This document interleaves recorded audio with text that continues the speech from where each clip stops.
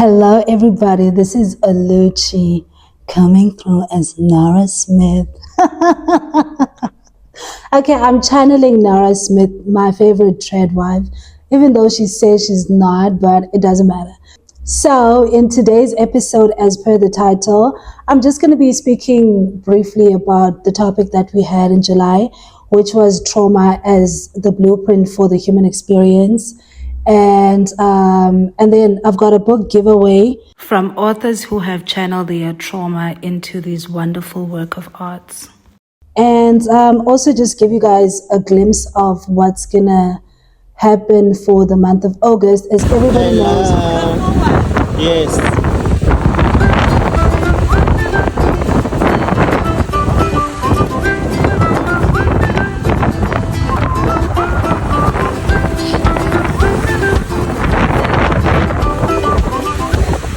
she's asking where the owners of the vehicles, because hello, what are you?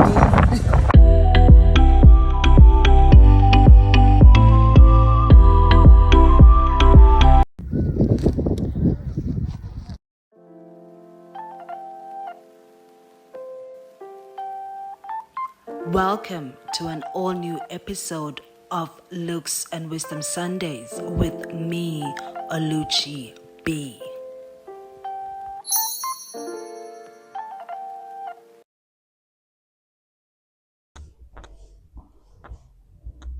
Hello, everybody. This is Aluchi coming through as Nara Smith. Okay, I'm channeling Nara Smith, my favorite trad wife, even though she says she's not, but it doesn't matter.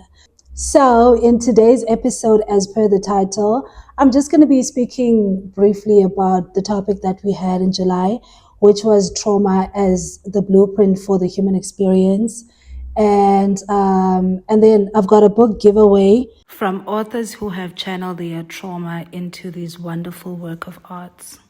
And also just give you guys a glimpse of what's gonna happen for the month of August. As everybody knows, August is Women's Month, and I'm gonna be profiling some prominent women as a format. And yeah, so let's get to it. I hope this is not long. Anyway, I am gonna be cutting while I'm talking. And this is because I've seen like the girlies do it. Oh, by the way, this is hibiscus tea. So I'm gonna drink some hibiscus. I wanna keep it sweet. I wanna keep it nice. I wanna keep it sugar. I wanna keep. Oh, hopefully I don't get copyrighted. That's Mariah Carey's new song. Everybody knows I'm a lamb. I like tea, and I'm a fake vegetarian. Hence, we're having fake vegetarian meal. And the reason why I cannot be vegan, it's not because of the animals. I can like live the rest of my life without eating animals. I've thought about it. I was like, I know I like bacon, but it's fine.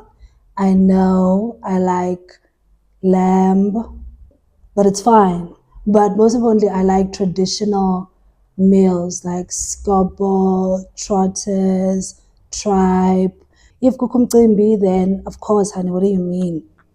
But I can do life without meat. The reason why I cannot be vegan is because cheese is my favorite. And of course, eggs. Like, I don't see a life without cheese and some eggs. So, anyway, let's get into some chopping while we are talking about trauma as the blueprint. So, the reason why I chose the topic for the month is because I've experienced it in my personal life. And I don't know, I was sleeping. So I was like, I spoke about men's mental health in May, along with another topic that I did, but I did have specific topics around men's mental health. And I wanted to specifically interview men for July. And I was sleeping trying to find an angle in which I could do this. And obviously, a download came based on everything that I believe about life and existence. And the fact that a lot of the people, everybody that you know, including myself and other people, they will always look at life from the lens of trauma, suffering, endurance, and things that they had to overcome for themselves. Hold on. And then I started thinking, I was like, if everything that we experience in our lives is around the traumatic incidents that happen, then that means that trauma is the blueprint. And in my example, a blueprint means a guidance, a guide, something that gives you information and a way through. That's where I got the idea for trauma as the blueprint for existence. And I was like, it's true. And then I started looking at it from religious context. And the first stories of the Bible and any religion always speak about the separation of the good and evil and how we have to move through both those parts. Obviously, the good parts are the part. I feel like a colored person. A second. Obviously the good parts are the good parts. Like when you're already at the top of the mountain, you're not going to be like, hey, I need to suffer. But on the climb to the top of the mountain, you're going to remember that because it's an endurance, it's pain. So in order for you to know you need to go somewhere, there has to be something that informs that. I spoke to, in my corporate career, I was in the medical technology sector.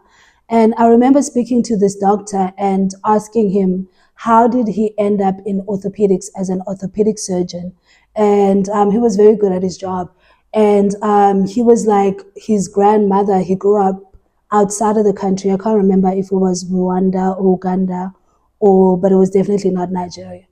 And he said that his grandmother had like an impairment on her leg and that needed like orthopedic intervention, and she couldn't get that because obviously they were poor.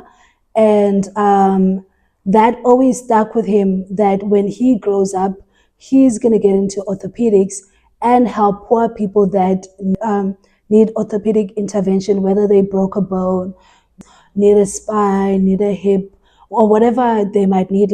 And I remember saying to him, I was like, do you understand that your life is informed by a traumatic incident that you witnessed that changed the course of your life?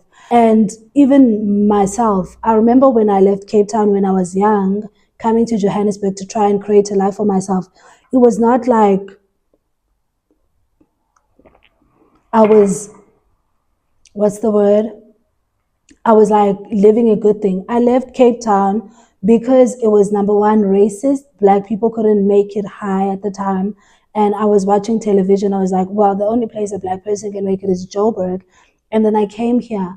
And then my book, obviously informed by the trauma that I experienced with my parents and the dysfunctionality that we grew up under, down to what I do now as a self-mastery coach, down to what this channel intends to do with the wisdom element of teaching and imparting so that people can do better. I was like, no, we are informed by trauma. Jesus came down here to try to save us from the trauma. If people on the earth, it doesn't matter if you're Christian or not, there's always a savior in every religion. And they always come to do one thing to, I don't know why I'm cutting like Kendall Jenner. I think it's because it's been like an ongoing trend on TikTok. So I've just been on my Kendall Jenner.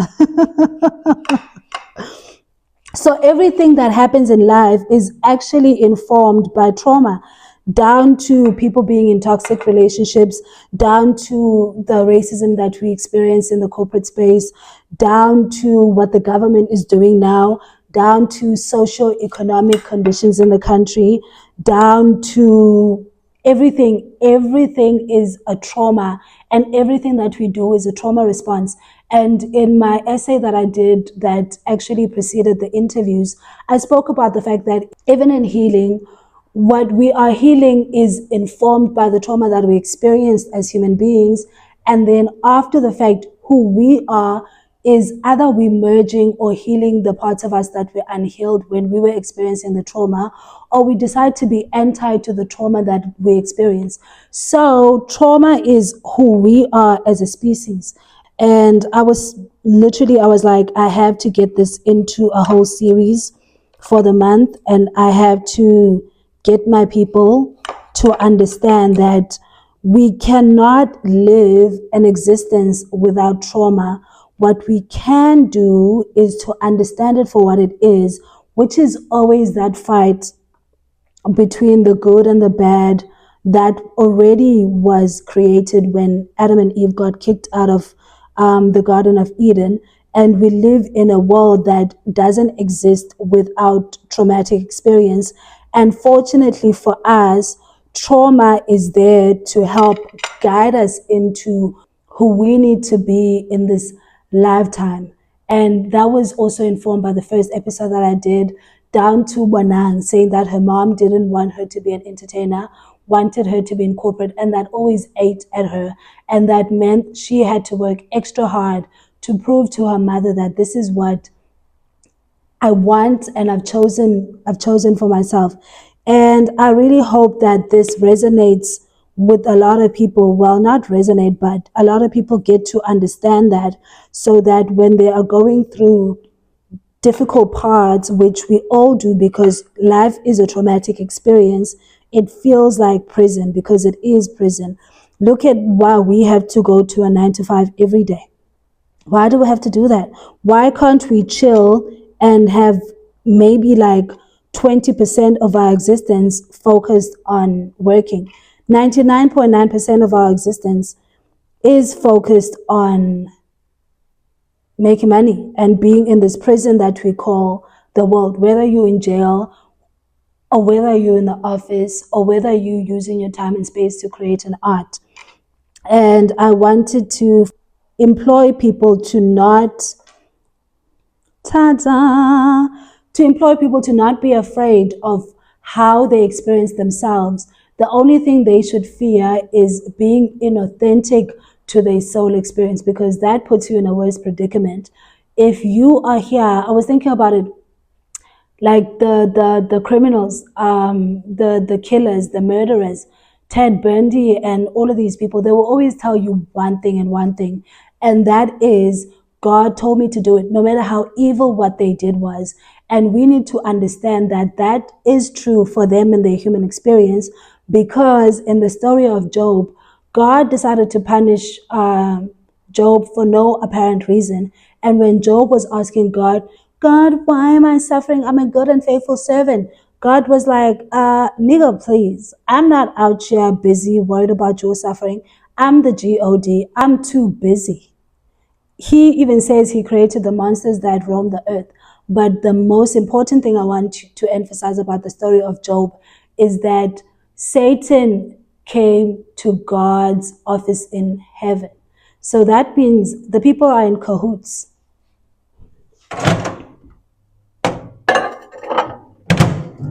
And it is not of our understanding to understand why the world has both the good and evil, but for us to move through those in the most authentic way for ourselves. Practice yourself, and you can't suppress yourself for other people, whether you're suppressing the good element of yourself because you're worried that people are going to take your empathic ways and use you, or you are this person that's violent, evil. Like, I feel like everything works symbiotically for the betterment. Maybe not the betterment, but for the world to keep spinning. And there's nothing we can do about that. So that's what I wanted to say mainly. So focus on yourself and focus on being the great focus on being the greatest version of the version that you already exist as.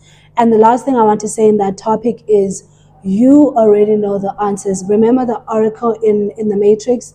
It says you already know the answers. You're just here to find out why you chose the life that you chose. With that said, here are people that I actually did review all of these books last year. Okay, I don't like my food to be hard, just like a little bit lukewarm.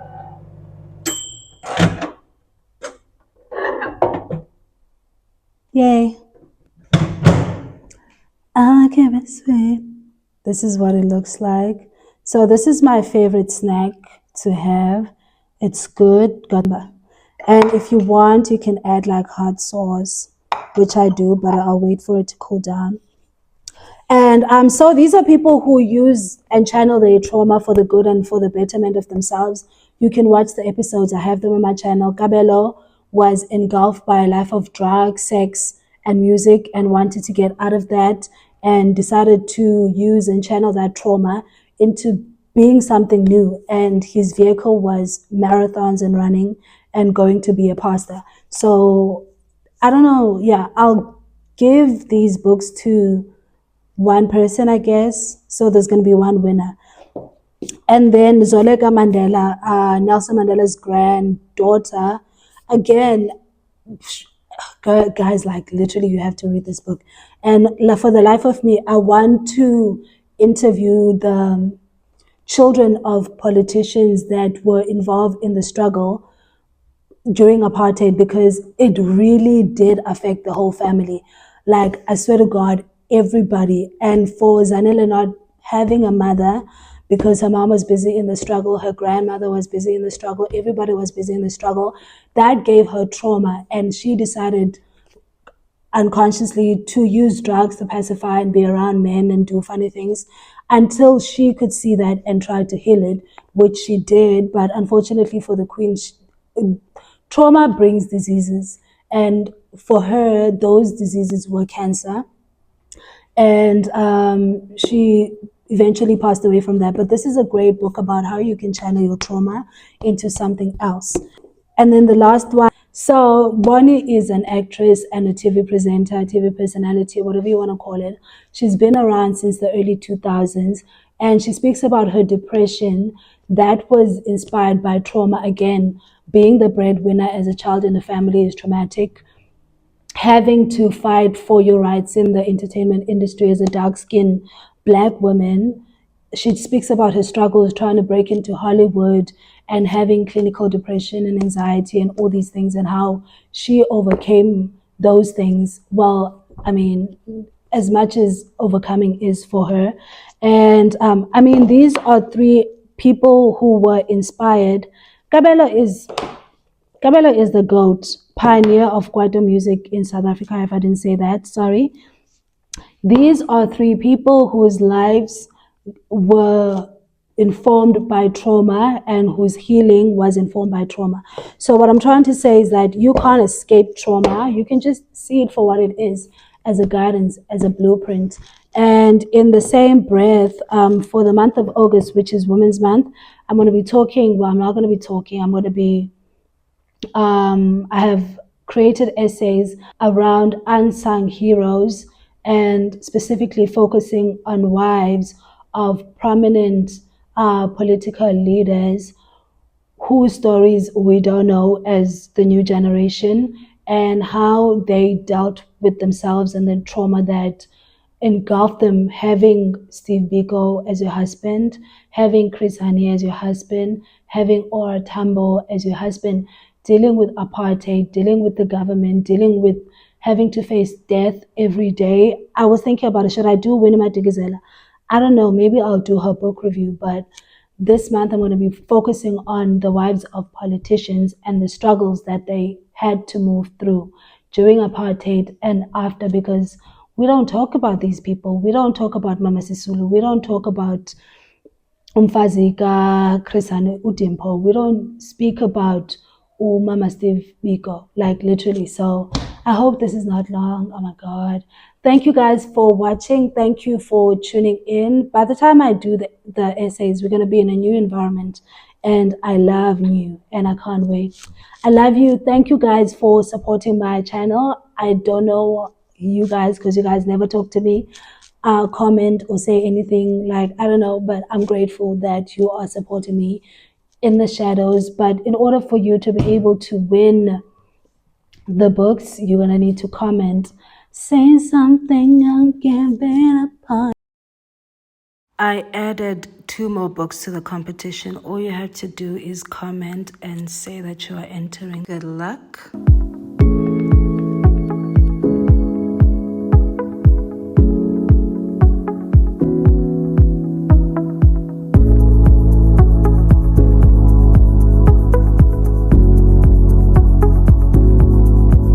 I'm not big on personal vlogs, but anyway, here's me in Umhlanga, darling.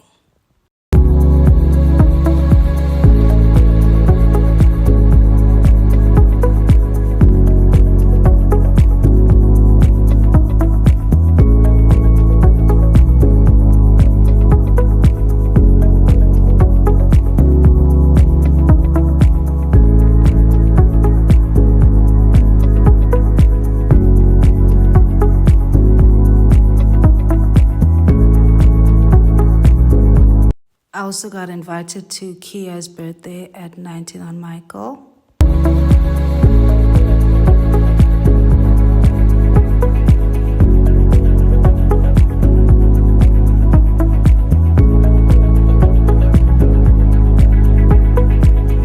And here are some of my favorite looks for the month of July. The first ones were taken at home in the Eastern Cape when I was there.